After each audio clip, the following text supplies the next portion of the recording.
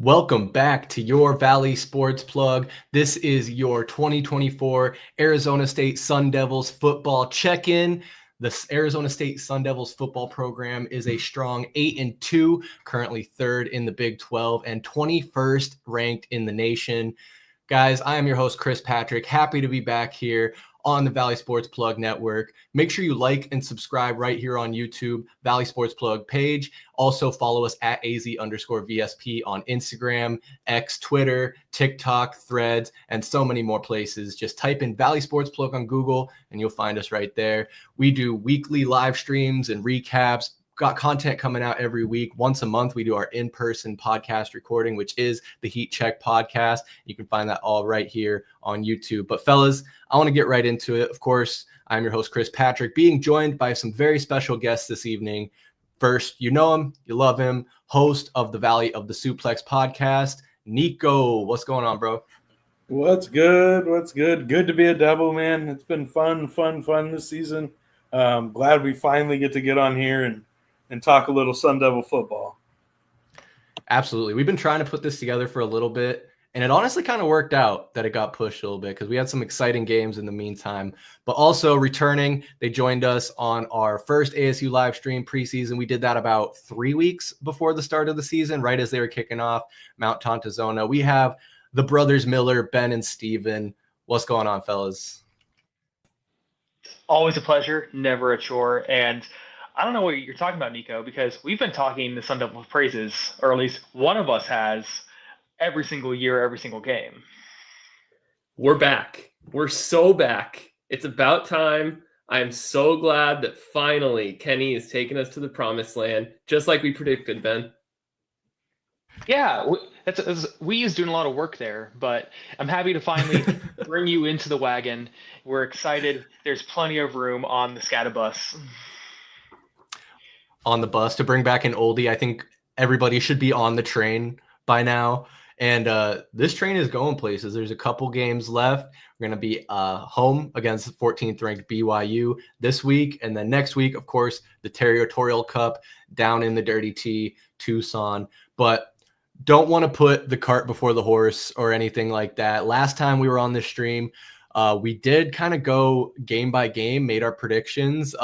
As you could kind of tell there, maybe tongue in cheek a little bit. Some of us were more optimistic than others. So you both had said that you didn't expect ASU to be in a bowl game this year. Looking like it's a pretty much a foregone conclusion that no matter what, they're going to be in a bowl game at this point. Ben, do you have anything to say to your brother as far as that goes? Listen, I think this podcast is about forgiveness, especially when we went through every single game and Steven just happened to think that the Sun Devils would be last in the Big 12, win only 3 games, if that. But, we're happy to be here overall. Look, I will say that, yes, I was wrong, as was the rest of the Big 12 media. I was not the only one picking the Sun Devils to be the basement dwellers of the conference in their first year. Okay, if anything, I was on the bandwagon that said it's going to take Kenny a lot more than just a couple flashy recruiting classes to finally turn around the damage that Herm and Antonio Pierce did to this program. And there are still very much some open wounds there that I think Kenny's going to have to continue to try and fix. But man, he has out-recruited himself. And what I love, I mean, we're going to talk Kenny. This is going to be one giant Kenny love fest, I think, over the next 60 to 90 minutes. But what I love is that he's still selling. He's out there. He's working the transfer portal. He is in his interviews. I heard one last week where he was extolling. He practically brought up a thermometer and said, you know what, right now, it's 68 degrees here in Tempe, Arizona, and we're playing for a spot in the college football playoff. It doesn't get any better than Tempe, Arizona right now. I think of all the kids that are out there in, Ohio, in Pennsylvania right now, freezing while they play in their state championships. 68 degrees sounds pretty good out here. Yeah, man, I'll take it. And no snow. I mean, it's probably not snowing in most parts of the country yet. But yeah, it's good. I mean, our last 2 games are going to be in Arizona, so that's definitely a plus. You're right, though. Kenny has been having hit after hit in his interviews and his post games. I think I saw one from earlier in the week. They were asking him about like scenarios to make the Big 12 championship game, and he's like, "Oh, I don't know if this team beats this team, and some ranch falls on a chicken wing, then we're in," or something like that. Like you said, it's going to be a Kenny Love fest. I think you got to be all in for Mr. Dillingham. Niko, I do want to ask you, though, of course, you weren't unfortunately able to join us for that last live stream. How's the season shaken out, or how did you expect the season to shake out versus how it has so far? I think I go into every season thinking that we have some way, shape, or form of stealing a spot into the college football playoff. And then I'm very quickly reminded, like 2 games into the season, that we're ASU. Last year, we went to the Fresno game, and that was absolutely depleting. We gave up 52 some odd points in that game. So, going to the Mississippi State game this year and us beating an SEC team for the first time in I believe, our history is, from then on, I was like, dude, we've got it. Like, we have a chance. And I, listening to other podcasts, like I listen to like Bussin' with the Boys, who do have Valley plugs, and they're just now getting on the ASU train. Whereas, like, if you've been here the whole ride, man, we've been really running with Kenny.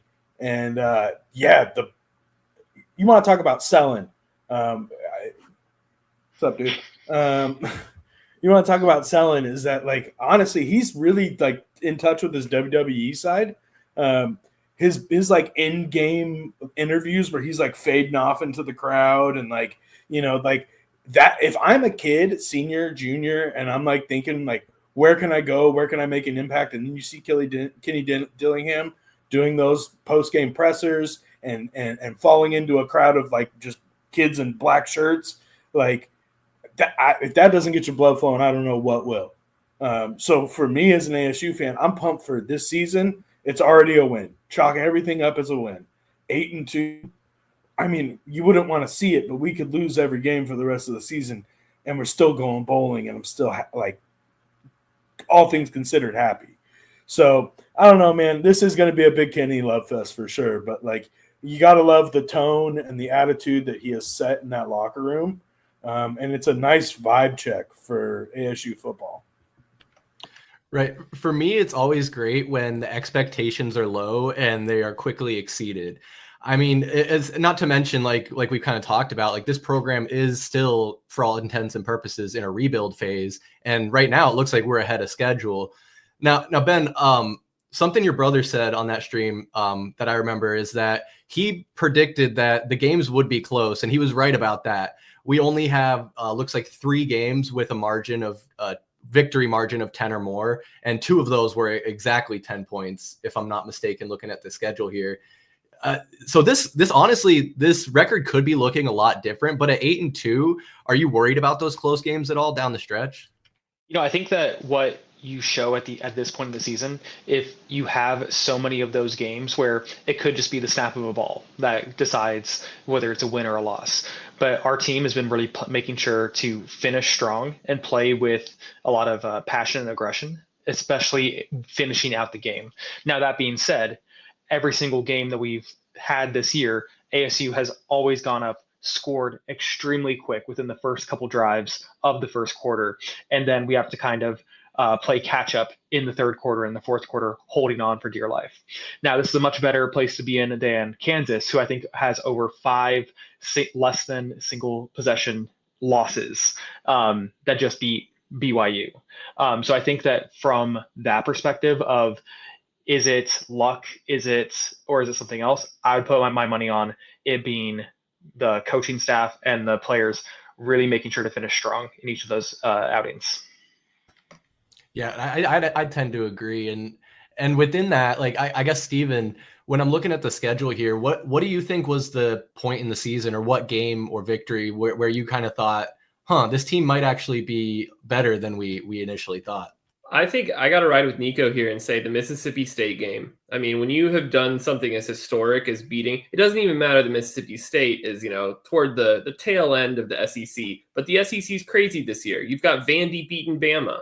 So who knows what's going on over there? I think, winning against an SEC team at home, and all the fans getting to see that and feed off of that, I think that's when people were like, okay, they've arrived. I mean, they came out in that first game, they put an absolute whooping on Wyoming. I mean, 48-7, like they clearly showed up that they came to play. And I don't think people had too many doubts. I mean, obviously the big question mark with Leavitt coming in at quarterback, but people, were ready for this offense. And they had big expectations for this team to try and put up points. I think where we've all been surprised has been the D. Actually, at the beginning of the year was really what set them apart, and the way they were winning the turnover battle. I think that to me has been the most surprising and most pleasant thing, because that's a young D right there. So if Kenny can keep those guys engaged, build on that base, and he's got a group that appears to really enjoy playing together, I think the D could be what really carries us going into next year. Sorry, pulling up graphics. Mike made these beautiful graphics for us, and I totally was ignoring that. I'm sorry, Michael. But yes, we are in the hunt for the Big 12 championship. I did kind of mention it a bit ago with Kenny Dillingham kind of talking about the scenarios. But Niko, I mean, do you think, I mean, I guess it goes without saying, but they probably have to beat Utah this weekend to be in that conversation. What are you leaning right now towards the likelihood of that happening? Man, this honestly is like one of the few games that kind of scares me a little bit. That BYU team is good. I don't know, man. Darius Lassiter, the wide receiver for BYU, has been an absolute stud all year, making freak moves from the Valley, graduated from Hamilton. So you got a return case and one of their better players. I don't know. It's a little worrisome. But our defense has been unreal. If we're going to let Sam cook, like, I'm okay with it. I don't know that they're coming off a tough loss to Kansas.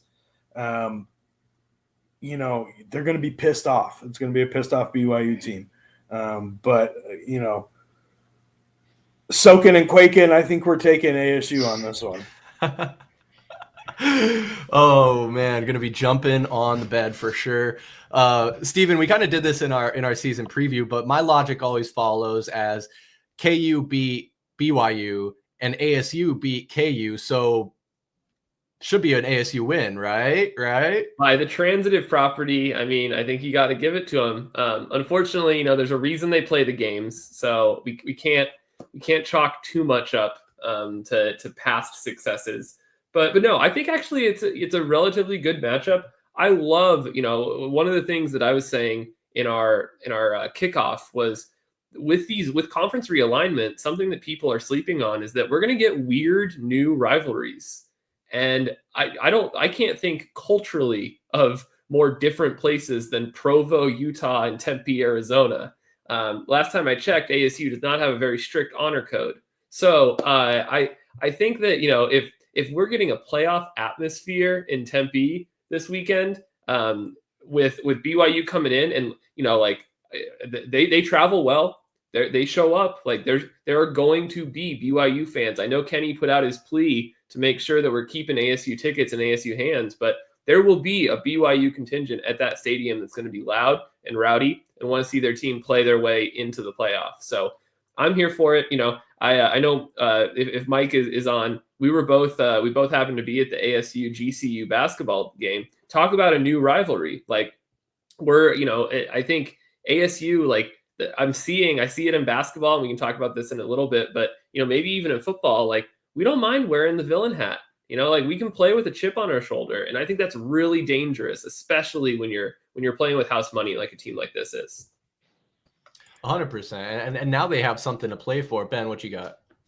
And I think that especially when you are talking about wanting to wear the villain hat, that's just Valley as a whole, isn't it? Like looking back at Suns and 4, at any chance where an Arizona team can be the bad guy and be bad men, then people will rally behind that and be the worst versions of ourselves, but also makes it the most fun sporting versions of ourselves too. And I think that for this BYU game, we're already seeing the cracks happen with BYU, where they barely beat Utah the week before Kansas on a very questionable call. They've had some other tough games against the bottom half of the Big 12, with only beating Oklahoma State two weeks before Utah by 3 points, a late field goal. I think that this team being Arizona State, is going to have the better environment and also just the stronger and more confident team after coming up and watching Sam Leavitt get his confidence each game and be more comfortable with throwing the ball, but also our receiving core being able to be led by a legend, Hines Ward, which I know, Chris, that you were really excited about as a Pittsburgh guy. Oh yeah.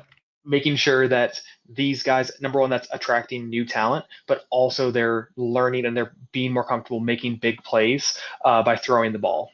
And of course, all this rests on Skattebo's back too. Yeah, no, absolutely. And Skattebo started the season incredibly hot. Like probably not outside of the Valley, but people were really, clamoring to maybe have him be in the Heisman conversation. Now, as the season plays out, things change. Other guys step up. One Heisman vote. He did get one. Incredible. Well, okay. Well, then let's talk about the Doak Walker Award semifinalist, Cam Nature Boy Skattebo. Don't know if you guys saw this. About a week or two ago, he lost his dog. There was a citywide manhunt in Tempe. He thought maybe someone broke in. He was supposed to go to like a autograph signing, but then his dog was missing. Dog just got out. It was like down the block. So Cam got his dog back, so he should be in the right headspace. But Niko, what have you been appreciating about Mr. Skattebo here so far? I hate to do this, but like there's so many similarities between, I feel like, this ASU team and the Arizona Cardinals right now, just with like tone being set. And I feel like it comes from Gannon and it comes from Dillingham. And I think it comes from James Conner, and I think it comes from Skattebo. I think that this ASU team is not the same team when he's not. And we saw it in the game that he missed. Like, we looked like a vastly different team without Cam there. So I don't know. Personally, I love the old school running style. I love the downhill. If you don't get out of my way, I'm just going to run you over. The dude, I mean, I don't know. I don't know if I've seen an ASU back operate the way he operates, which is nice to have a Derrick Henry downhill style runner as opposed to all of the receiving pass catching backs that we are so commonly used to as Sun Devil fans. Yeah, for me, just that it's a get the fuck out of my way kind of attitude, and I love it, man. He runs angry, exactly, like downhill. I mean, you can see here over 1,500 all-purpose yards, so he's averaging at least 150 yards a game, just about. Steven, we talk about him getting one vote, but do you think that without Cam, this team would be looking a lot different? I mean, asking stupid questions here, but yeah, no, you're totally right. I don't think anyone expected. Again, I was wrong about just about everything when it comes to this team. So Cam's performance has absolutely blown me away. I mean, the modern football has really moved away from having that bellwether type back, and I think teams forget that when you go cheap, if we're gonna look at on the pro side with a back, and you rotate rookies in and out, and you don't invest in a guy, it changes what you can do on offense. It forces you to you're not able to open things up with the play action. You're not able to get as creative. And Kenny, being an offensive minded coach, he's a creative guy. So because of Cam's stellar play, that has not only made Sam Leavitt's life easier, because every team has to load the box and be ready for someone to come and just jam it through. But it also has allowed, look at the separation that wide receivers are able to get, like Tyson, the big throws that Leavitt's making. That's because the team is still having to load up the box and be ready for someone to pop out of the backfield. So it's exactly what Kenny needed. I don't know if even Kenny thought that this team was going to gel as quickly and as effectively as they have so far, but it's been really fun to watch, even if it's making me eat my own words. Hey, good position to be. Better to be, a little pessimistic and be surprised than to be overly optimistic and be disappointed. At least that's always kind of my train of thought. Ben, I want to give you a chance here if you want to sing any of Skattebo's praises here. I think that just being near the top of the list for yards after contact, he doesn't go down the first time that he makes contact, gets hit. He rarely trips. It's just downhill all the way once he gets the ball. And even like you always see his little the shake after every single rush that he makes too. He's there. He's a dog, and I'm glad that he found his own. Yeah. No, 100%. I don't think he gives up easy. Ben, I do want to stick with you for a second here because again, I'm going to keep referencing back our kickoff stream that we did, but we were uncertain at that point in time who exactly was going to be the starting quarterback, and so far it's been all Sam Leavitt. I think Sims played a little bit when Leavitt was banged up, but Bourget hasn't even sniffed the field. Is that a pleasant surprise for you, or kind of what you expected out of Leavitt? Especially when someone coming in from another Power 5 school that was highly recruited coming out of high school, but redshirted his freshman year, but now he's being a true starter. I think what you're seeing is that Kenny is a quarterback whisperer. He did the same thing with Bo Nix, both at Auburn and then later on at Oregon too. But just seeing that potential and giving him the reps that he needs to truly become a future elite quarterback in the NCAA. He's not quite there yet, but you see that confidence coming up and the execution also improving game on game. No, without a doubt. And he's still very young, right? This is technically his freshman year. Did he redshirt? Yeah, he redshirted last year. That makes sense. So I guess for me, and this is why I kind of want to open it up to you guys. Maybe Niko, I'll have you chime in first here. With Leavitt, exceeding and doing well, does that concern you, him being so young, the potential for him to hop in the transfer portal and seek a more strong team, or with the success that we've had this year, is he going to buy in and be the franchise quarterback for this college team? I think as ASU fans, we're just forever jaded in this category, man. I mean, how many dudes have started here and gone somewhere else? And obviously the glaring one is Jaden Daniels. That's the one everybody's going to point to right now because that's the freshest one. But yeah, like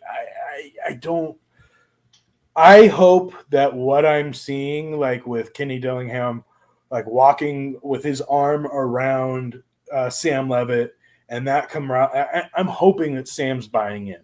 I'm hoping that he's seeing that there's like an imprint that can be made here. That's what I always thought was one of the more marketable things about like the Sun Devils is like we do have a decent history, but like, man, somebody can stand out and be the guy here. And Sam has the opportunity with being a redshirted freshman to be the guy for many years, which we have not had since like Andrew Walter, the ASU has always shown to be a good program when we have a consistent quarterback. It seems that we struggle when we're going from quarterback to quarterback to quarterback to quarterback when we can't even tell you the name of the starting quarterback. I think we need the consistency, and I'm hoping Sam sees it. But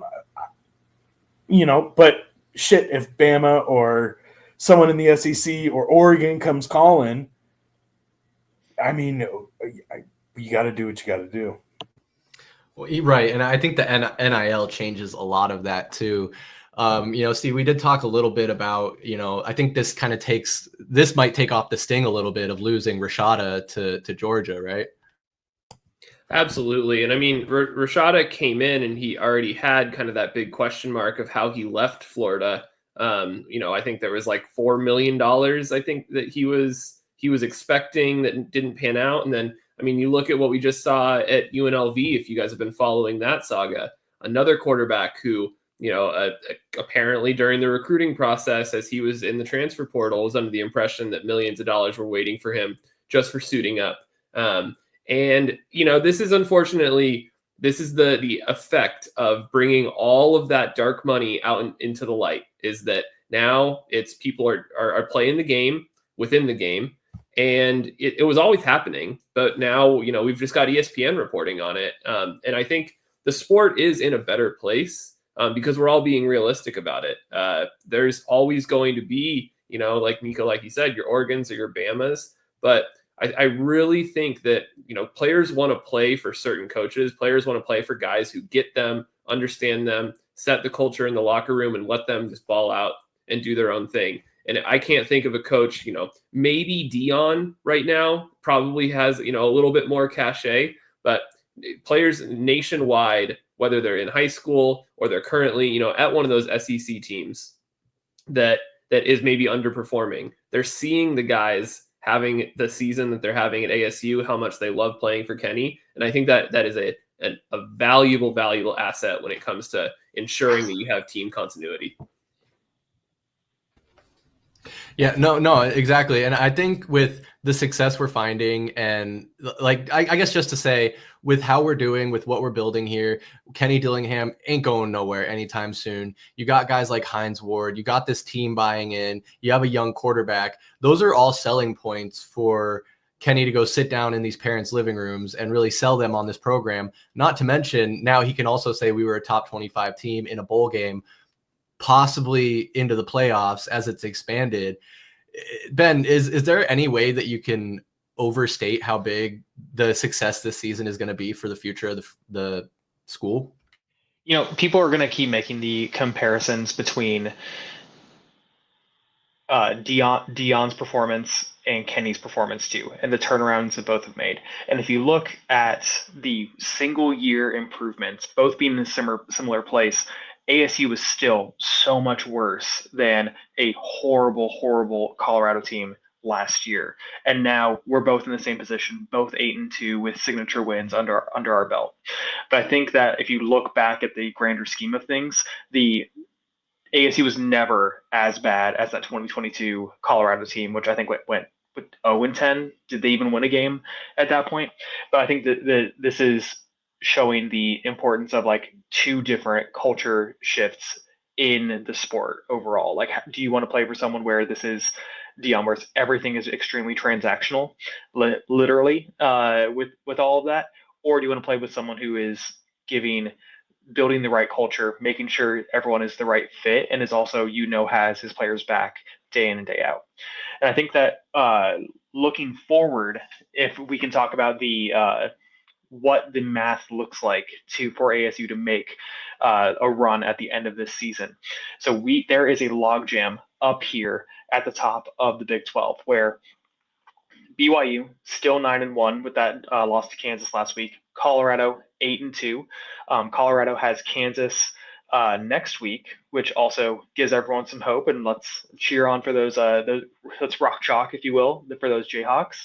And Colorado finishes at Oklahoma State. But ASU, we have BYU, which is the best possible win that we have left in our season, and would be a season defining win too. That would leave us with 3 top 25 wins. But also, as long as we win out, but BYU and Colorado both drop one, which if we win out, then BYU automatically drops one. We're going to be right up there in the conference championship, which is something that Herm Edwards never even sniffed in his tenure in Tempe.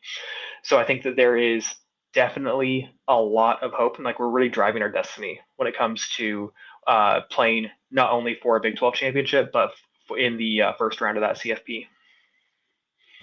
Ben, something I'm curious, because it looks like this playoff math better than me. It looks like Boise State is also there on the cusp. So is the Big 12 guaranteed that the Big 12 champion is getting into that? And is that going to potentially bounce Boise State out? Because they've got that Heisman, like you would think the hype train is going to get Boise State into the playoff if they win out. Well, and Boise State being 9-1, their only loss is to a last-second field goal from number 1 Oregon at the start of the season. So they have the best loss in the country right now, even for being a Group of 5 team. I'm sorry, definitely group of 5. But they'll be in the Pac-12, the new version, Pac-12 2.0, starting in 2026. But I think that there is potential for the selection committee to not give the Big 12 the respect it deserves. There is nothing guaranteed that the Big 12 champion is going to make it into the CFP. That being, if the top 4 or 5 highest ranked conference champions, if Boise State wins the Mountain West and is higher ranked, if Army wins the American and is higher ranked than whoever the Big 12 champion is, that leaves the Big 12 champion high and dry, no matter who it is, unless it ends up being BYU and they end up being higher ranked than Army or anyone else. But you see that in the rankings right now, where you have SMU or Boise State, SMU, or who was it? It's SMU and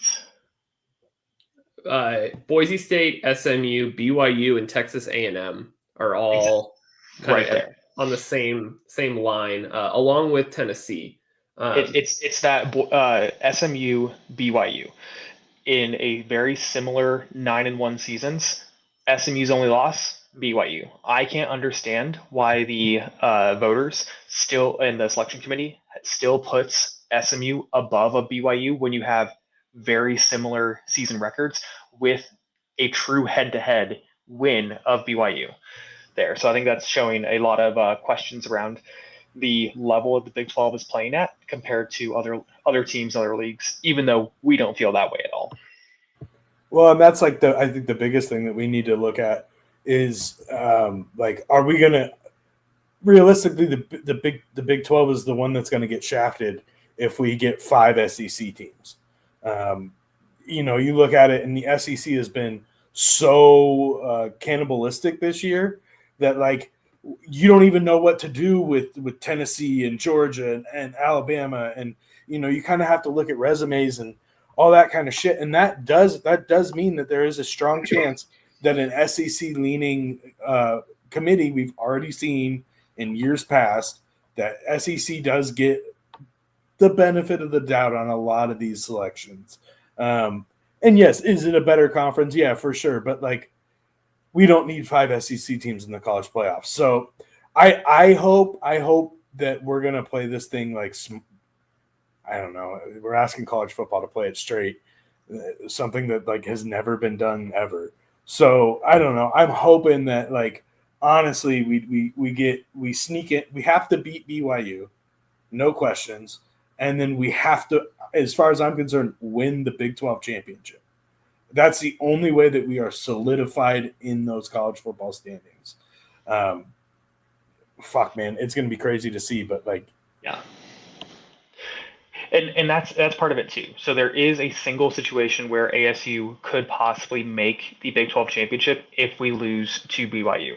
We would still have to beat Arizona in Tucson over Thanksgiving weekend, but then also every other team above us, that would include BYU, Colorado, and also possibly Iowa State, who's also 8-2 right now in the Big 12, would all need to collapse at the end.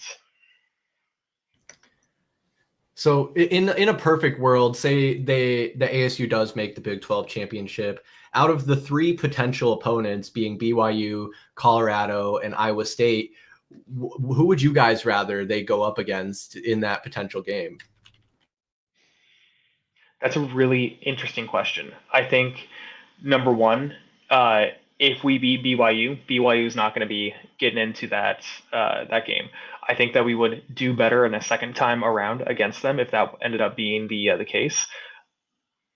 Colorado is scary as well. Travis Hunter is just an absolute freak, but also their defense and their line, the offensive line and defensive line specifically have been a problem for them, especially at the start of the season with unforced errors, penalties, and there. So I think that the level that ASU is playing at right now could give them a run for the money. Iowa State, I haven't actually seen a lot of Iowa State games so far this year, but their quarterback does like to throw long balls and it's a very fun and energetic team, similar to ASU. So on that Iowa State team, I actually think I would take them solely because they've lost 2 out of their last 3.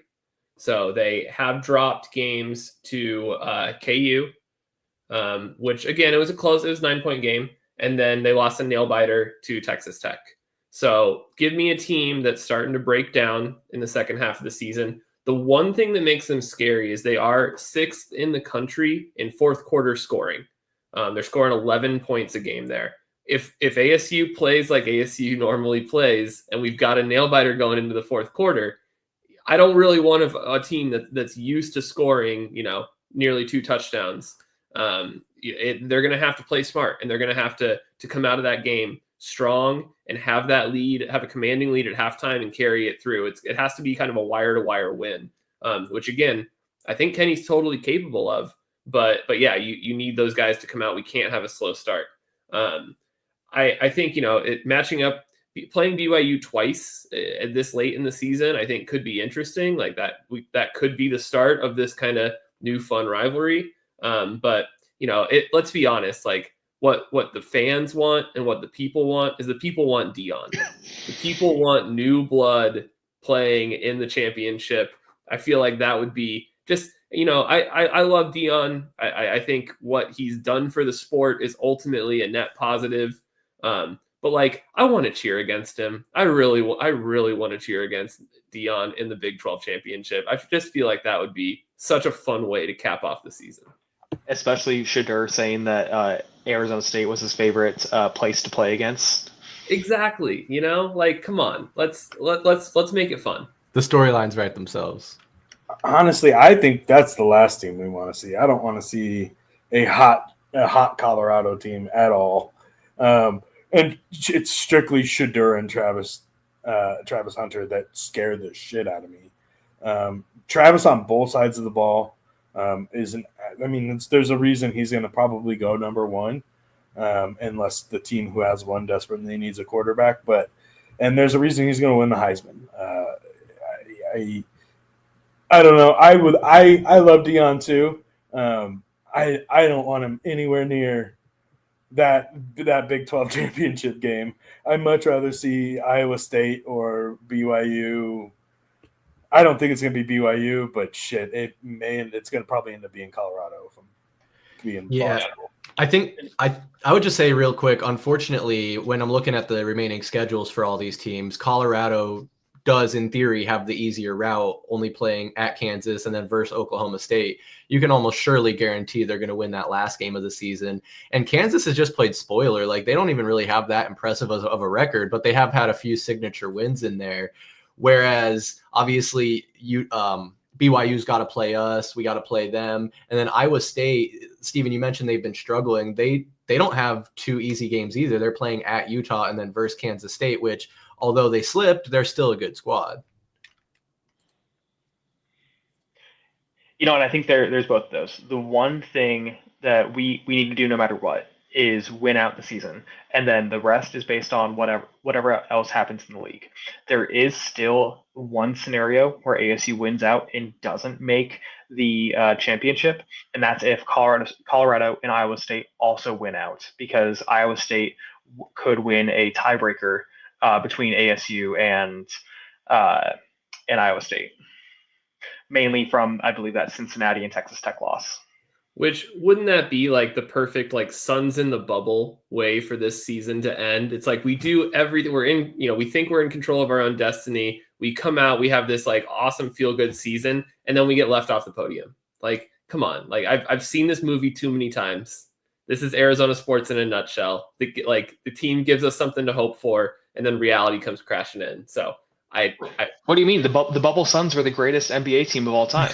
You know what? We wouldn't have the Finals Suns in that following season without the Bubble Suns convincing CP3 to come there. So, it is a good thing. It is possible to still get your heart broken and carry on that momentum into the next year and really do something with it. So, consider if as long as we keep all the pieces together, I don't think it would be the worst. It would be heartbreaking, but it wouldn't be the worst thing in the world if that truly does happen. Now, we've talked a lot about BYU, but there's still one other extremely important game on our regular season, and that is the Territorial Cup. Now, we should be actively out for blood. And I know that Kenny is going to get this team exactly ready to go down into Tucson and win back that cup, because it has been 2 years with a heartbreaking loss in 2022, 38-35, and then just an absolute beatdown that we suffered against them last year at the end of the season, 59-23. So I think that there is no love lost there, and I think that we still need to take that one seriously, because it is that rivalry game. Crazy things always happen.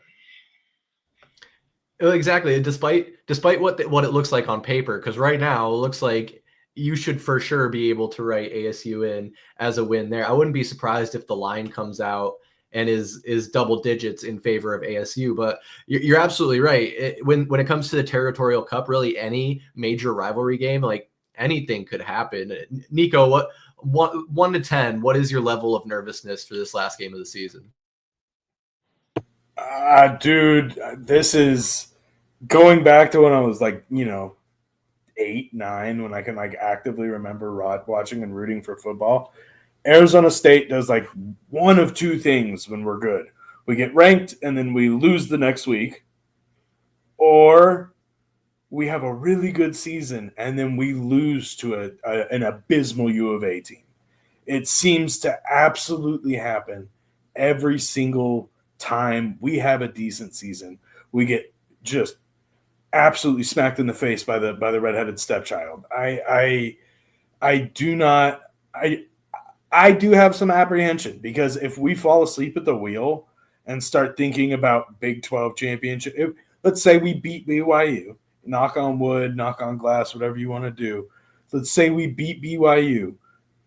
These guys have to be up, and Kenny has to get these guys up, because this is a trap game, because you're busy having daydreams and fantasies about the Big 12 championship, and a U of A team that has like some decent players can come and bite you in the ass if you're not looking. So I don't know. I am nervous, but I am also like, I have to remind myself, this is Kenny. This isn't Herm.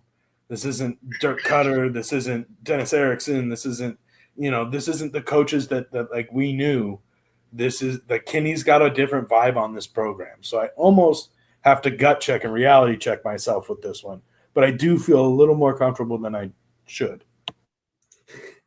Two quick things off of that. One is, I think the rivalry part of this, one team playing spoiler, I think that goes both ways. I think ASU has ruined some seasons where U of A felt like they were going to be headed toward the top of the conference, and back in the Pac-12 days.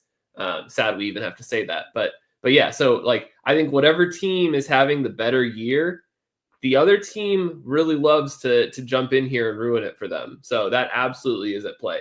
Also, let's keep in mind, there were 2 Heisman hopefuls going into the season on U of A's offense, both their quarterback and their wide receiver, who I think, knowing how NFL scouts can kind of think they're a little too smart, that he could end up being the number 1 overall pick, because dude looks like Calvin Johnson out there. I mean, he's just, he put up crazy huge numbers at the beginning of the season. I think he's kind of trailed off, but that's a powerful duo that could just catch lightning in a bottle. So I really, like he said, I hope Kenny has the guys up and ready to make sure that they don't let that game slip away from them early. Yeah, I think that's what's crazy to me is like, admittedly, me being a guy who hasn't watched a single snap of Arizona Wildcat football this year, I'm going strictly off box scores here. Just the quarterback numbers alone, U of A's quarterback has 600 more, over 600 yards more than Leavitt thrown. Obviously, 11 interceptions. So they have a problem finding the end zone, and it seems like their defense isn't very strong either in U of A, getting big numbers put up on them. So I think their lack of defense could bode well for a pretty competent ASU offense. And you're right though, McMillan with the 69 receptions, 1,100 yards, 7 touchdowns.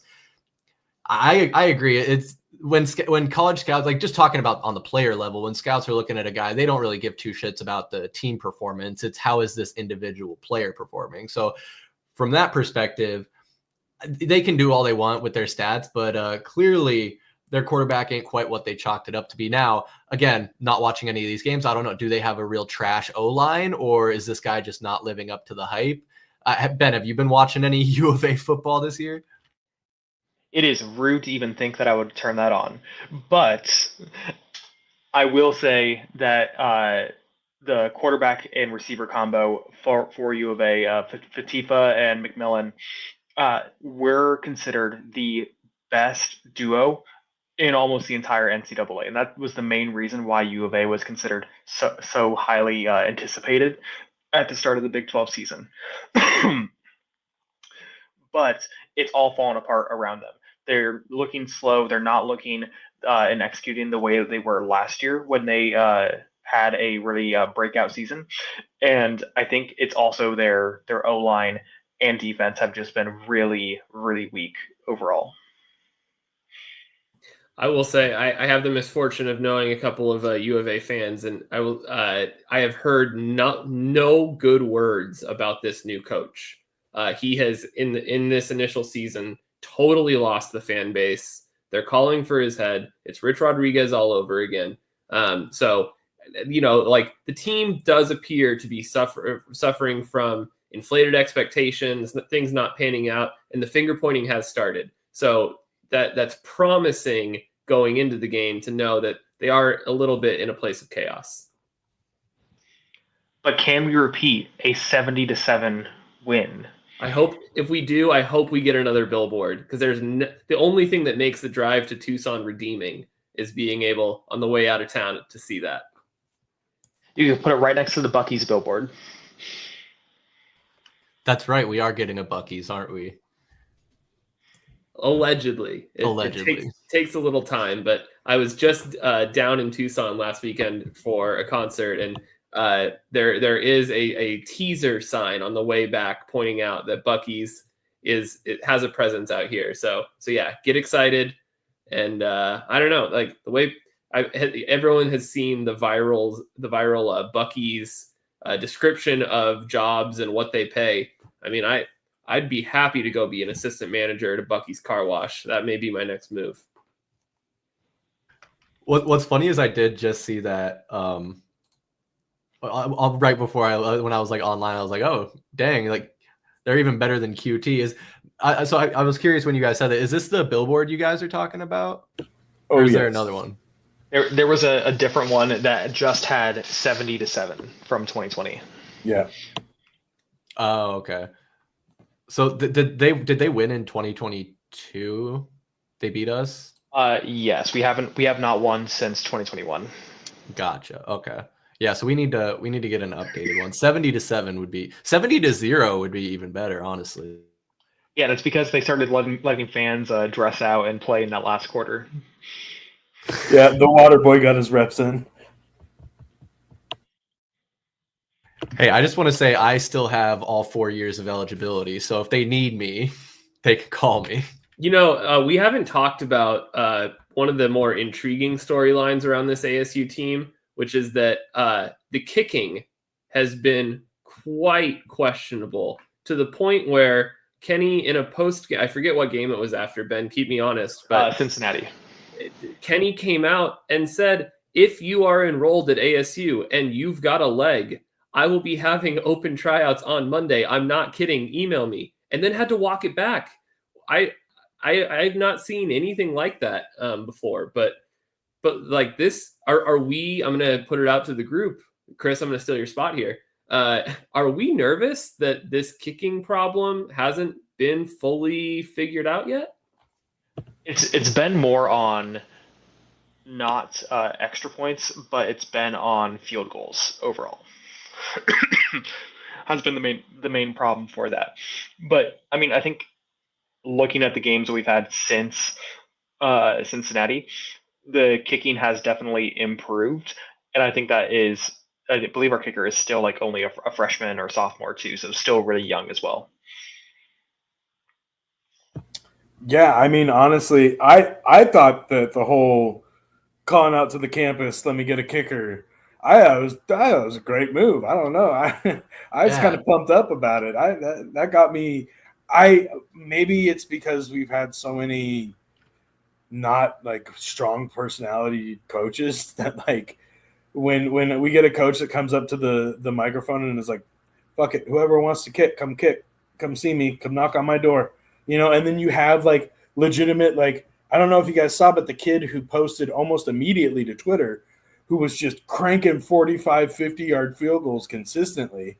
I'm a little upset Kenny did walk it back, because it's like, we give the dude a fucking walk. We'll let him walk on. Like, what's it worth? Because right now we still aren't great in that department. So, and the kids have legs out there, like, I don't know if anyone was watching College Game Day this Day? weekend, Yep. But yeah, a kid in Georgia won like $600,000 for drilling one. So like, there are some diamonds in the rough out there apparently who are saving their eligibility.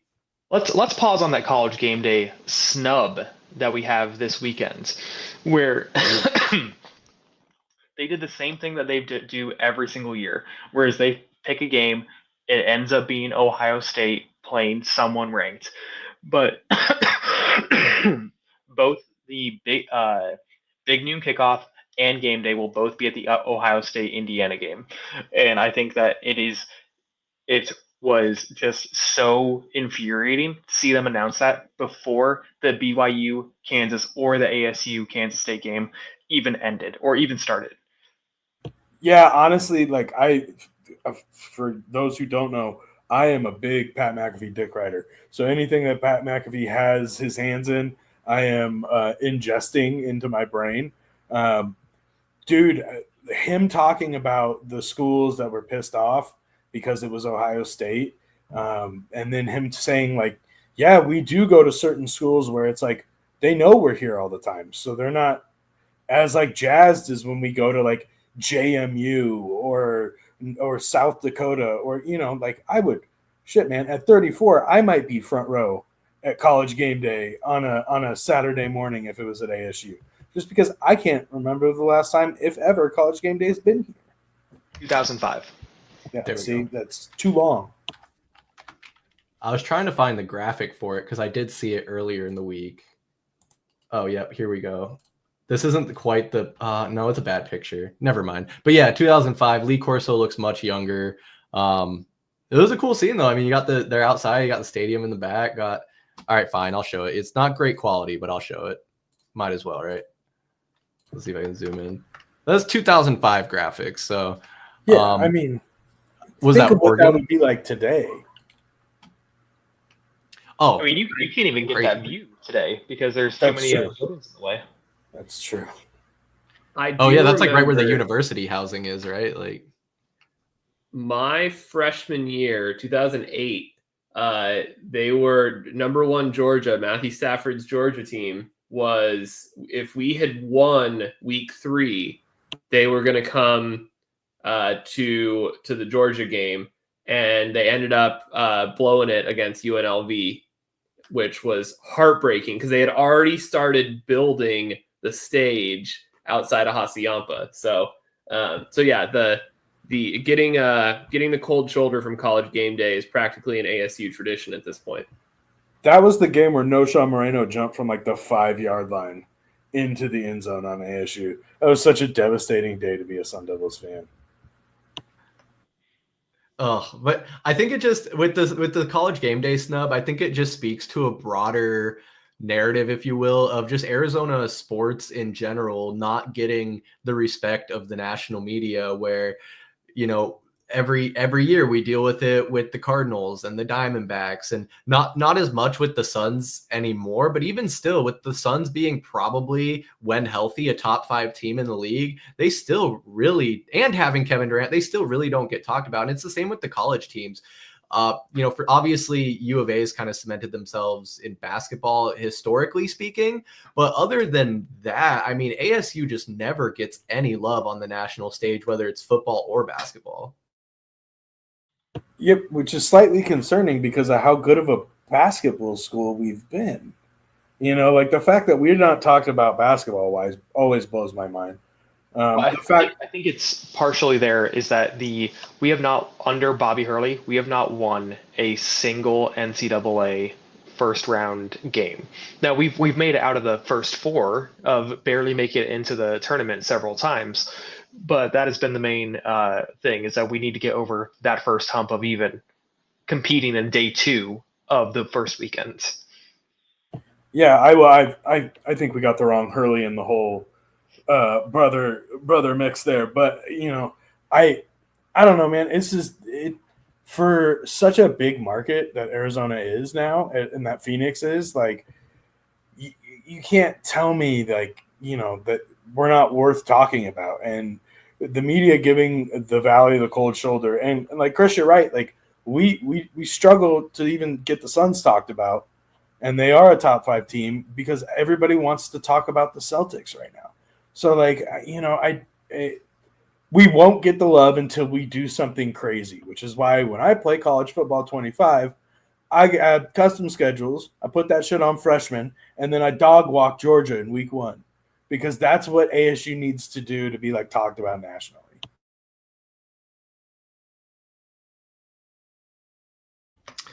Yeah, no, I agree. It seems like we just have such a higher hurdle to overcome than any other team. I mean, I'm sure that's not exactly the case, but for as big of a market as we are, as many people live in this state, you would think that we'd get a little bit more love and a little bit more attention.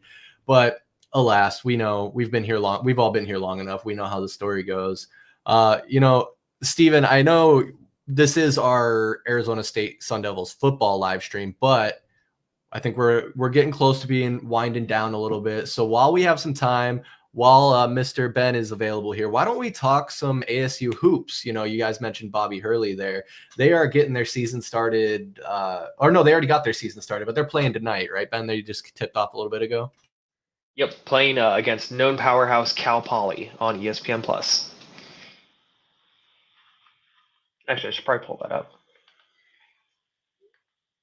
So while Ben's pulling that up, I will give my field report from the ASU GCU game that they played at the Footprint Center downtown.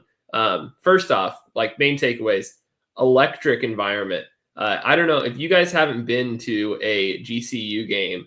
The Havocs, as they call themselves, have really, like, turned into, I think, like, the Allen Fieldhouse of the West. What they've figured out. They have coordinated student section dances to the marching band. So during a halftime or during a timeout break, the band's going off, they're doing their thing. They've got the dance team and the pom team out there on the court, and the students are loving it. They're playing along. They've got a whole thing. It's intimidating to watch, and it definitely gets the players hyped up. They come out of a timeout playing a little bit harder, and they're going after those 50-50 balls. So I was a little nervous at first. ASU started slower than I think they would have liked. The GCU team hung in there, but ultimately, the talent on ASU, especially Quaintance, the guy that I think originally committed to Kentucky and flip-flopped at the last minute to come to ASU, which was a huge coup for Bobby. The talent absolutely, played out in the second half and kind of got the game into a more comfortable spot. And then, you had the ASU fans just jeering on the way out as GCU was loading up the buses. So, I loved it for a neutral site game, a crosstown rivalry. Absolutely what we need. GCU's been to the tournament more recently than ASU has, so they do have, I think, a little bit more to hang their hat on recently. But yeah, this team, I came into the season feeling pretty similar to ASU basketball as I did to ASU football. Like we have not had the sustained success, especially when you consider that Bobby's brother is across the country winning back-to-back championships over at UConn. Haven't had the success that I think we would have liked to see under Bobby, and we haven't really had the continuity. He's picked some weird fights with some guys who were supposed to be stars, and it's led to a probably more tumultuous Bobby Hurley experience than we originally thought when we snagged him. So it does look like these guys are gelling at, kind of at the right time. They're starting off strong. I'm really curious to see, much like with football, Big 12 basketball is a whole different beast, and you are going to get the Big 12 basketball is the SEC football equivalent of teams that cannibalize each other. There are no easy games on that schedule. So I really hope that they have a strong showing through the rest of the non-conference and go in, week to week in conference play, ready to play teams that are, going to have strong student sections. They're going to have, especially in some of these more rural communities, they're going to fill the stadium with rowdy fans that have been going to every game for the last 20 years. And they're going to have kids, that want to play in some of the best basketball environments in the country. So definitely, I'm cautiously optimistic, but based on what I've seen so far. But yeah, really strong start to the season. Definitely, and I think that the biggest piece was like number one, playing through what ended up being a rock fight of a GCU game at a neutral site, being at the Talking Stick Stadium, but also how we played, and it constantly went back and forth with number 6 Gonzaga just a few weeks ago too. So going to Spokane, playing in the Kennel against a very, very good Gonzaga team, and just losing it in the last minute and a half. So I think that this team is extremely talented, is very young, but also what's different than most other Bobby teams is that they're tall. They are tall, they're long, and they are much more athletic. We'll see if they maintain the same shooting problems that Bobby teams are known to have. But if they can lock in on that defense, on that man-to-man defense, and just being scrappy and forcing those turnovers, we're going to see a lot more success from the Sun Devil basketball team. I think for Bobby Hurley's sake, he needs to continue an upward trajectory and not take any steps back. Niko, we saw he got the 2-year contract extension that's going to keep him here through, I believe, 2026 season. How much stock do you put in him needing to perform and get past that first round, like Ben said, in order for him to be extended beyond that point, should he want to? I mean, he has to. I don't think it's an option for Bobby at this point. I think I mean, the recruiting that he does, the talent that he gets, we have to get past round 1. I mean, if he wants to stay here, because I do think that ASU looks at it, and we do understand that we have like a good basketball program, and albeit I think we have a good basketball program in spite of U of A, because we were just tired of getting our shit pushed in from U of A every single year. So like we have like a decent program. With, I think the thing that I think Ben and both Steven hit on is that like we're young and we're athletic. That's his kind of like landing zone for like success. If he can't do it with his crop of like young, athletic, long players, like I don't see anything past 2 years. It's the equivalent of like a prove it deal. It's like ASU saying, hey, we don't want to go out to the marketplace and start from scratch. We've got a good thing going. You're here in Tempe. Your kid was on the team last year. Like I don't know if Hurley graduated or not, but he's a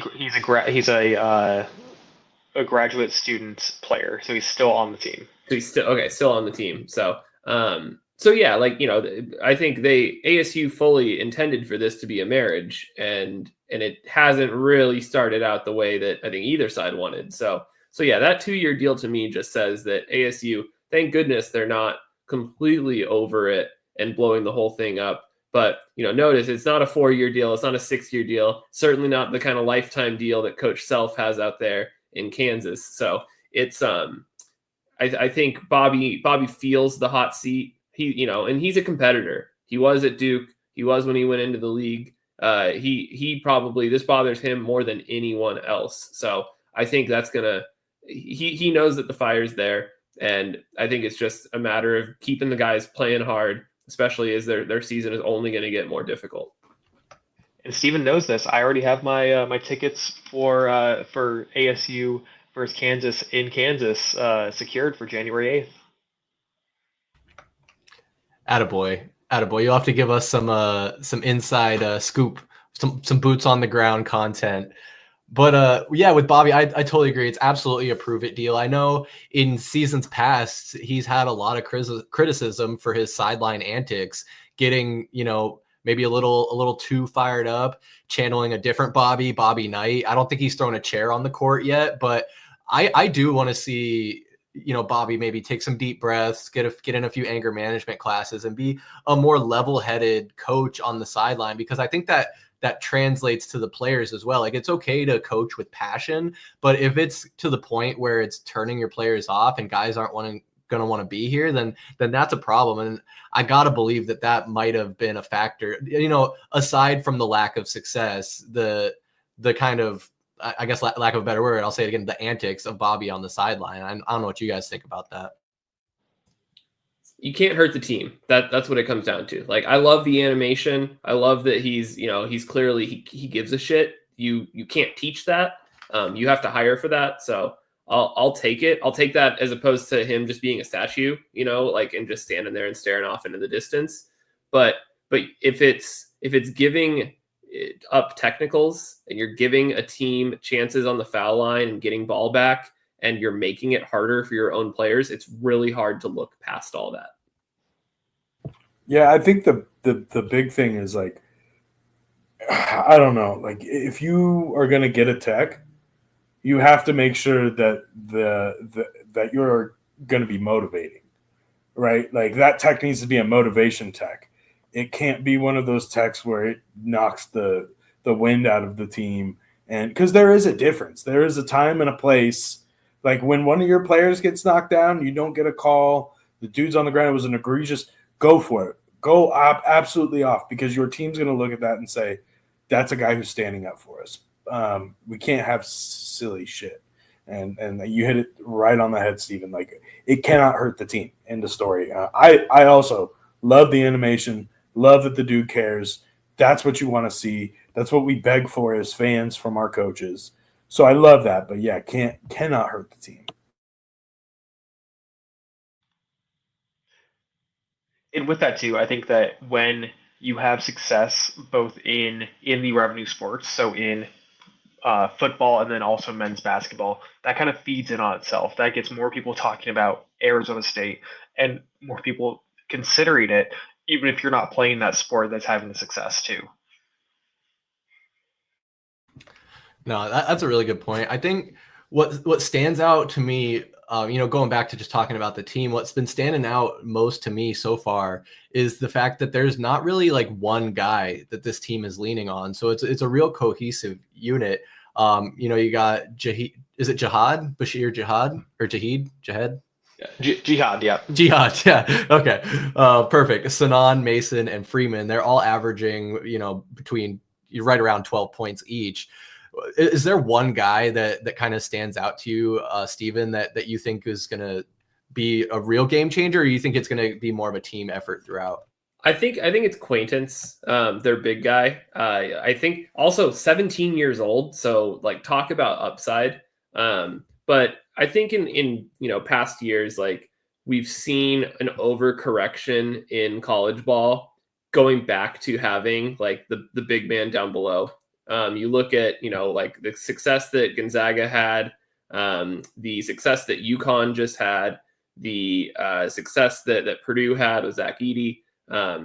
There's a lot of teams that are building around having that 7-foot, guy playing the 5 spot that almost, you can just surround him with shooters and just play off of that physical advantage, shooters and speed. And so, ASU, they're not going to be that team. We're still guard you.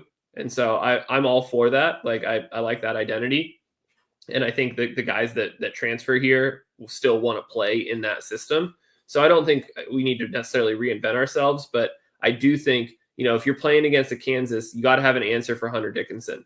And, that there's most of the teams in the Big 12, they have some guy who is in the 6'10" to 7-foot range, who is just going to eat up the boards. And so I want to see Quaintance continue to grow. He's got a lot of growing up to do pretty fast, but I think he's definitely seemed like he's in a good spot to, I think, have a breakout year. And the hope is, too, that since he is the truly youngest player in NCAA basketball, he just barely turned 17, he can't declare for the NBA draft for another 2 years. So he has this year and all of next year, too. Now, whether or not he stays at ASU both years is still an open-ended question. I think that will go to the highest bidder at some point. But the talent that Bobby came in from the best players on their mid-major teams. So we have like Alston Mason, Bashir Jihad, and then getting that duo freshman class of Sanan and Quintance is really just building into something that I think can be pretty special. Time will tell, indeed. I like the start of the season. I like what ASU football is doing. Definitely got a couple big games. Guys, as we kind of wind this down, I want to go around the horn one last time, pick your brains on any last thoughts you might have, any prayers you want to say. Niko, pass it to you first, brother. I'm pumped, man. Gotta love where we're at. It's nice to be ahead of schedule. We'll see what happens on Saturday. And that's going to basically tell the tale for the rest of the season as far as ASU football goes. ASU basketball, I love ASU basketball. I cannot wait for March, honestly. Let's hope we're there, but I cannot wait for March. It's been a blast. Appreciate you guys having me. Of course, Niko, appreciate you being on. You're always welcome. Ben, what you got? I think that as long as we're truly going to be at the Crucible this Saturday against BYU, and it is a 2:30 p.m. Central Time, so a 1:30 p.m. kickoff time in Arizona. We don't recognize Central Time here. I'm sorry, a 1:30 p.m. Kickoff time in Arizona, which, can you imagine just how disgusting Mill Avenue is going to be that evening if there is a Sun Devil victory? I wish I was there. That's the main point. But thanks for having us on, and Steven, I appreciate all of your apologies and the excitement that you have for Arizona State football. We hop on the wagon. We're ready. It feels good to be on the wagon. Thank you for finding space for me. This has been an awesome year. I think we touched on this, but a successful football team definitely bleeds into a successful basketball team. We're a bunch of front-running fans out here in Tempe, so let's give the people something to cheer for. I want to see the field goal post make its way down Mill Avenue on Saturday. Let's rush the field if they pull it off. Let's make this special. Tempe Town Lake is right there. It is. Will it float? Time will tell. Now we appreciate all this positivity, especially when you're wearing a Herm Edwards quote ASU t-shirt. You play the game to win, or you play to win the game, excuse me. Play to win the game. One of the only smart things that's ever come out of Herm's mouth. Very, very astute. I love it. No, but really appreciate you guys hopping on. Either way things go, I think we want to try and have you guys on for either maybe a ASU postseason or college football preview, or we could even just call it a Heat Check Live or a roundtable, have you guys all on here again. I know Steven's itching to talk some Suns basketball as well. Probably in our post show here, I'm going to pick his brain a little bit on that, but definitely appreciate you guys coming on. This was our ASU check-in. We're going to be bringing you much more content. As I had mentioned, Niko and I are recording Valley of the Suplex. Should be out this Friday, November 22nd. That's our pro wrestling podcast. We talk all things pro wrestling, WWE, NXT, AEW, you name it, we got it. Like I mentioned, also bringing you weekly recaps of the Arizona Cardinals, recaps of the Suns every 2 weeks. We'll start back up with the Diamondbacks in the new year when they kick off their season, and so much more. So make sure you're subscribing right here on YouTube so you can stay plugged in. Also follow us at AZ_VSP on Instagram, X, TikTok, Threads, anywhere. Just go Google Valley Sports Plug and you'll find us. But my name is Chris Patrick for Niko, Ben Miller, and Steven Miller. Thank you all so much for tuning in. We'll see you next time. Peace.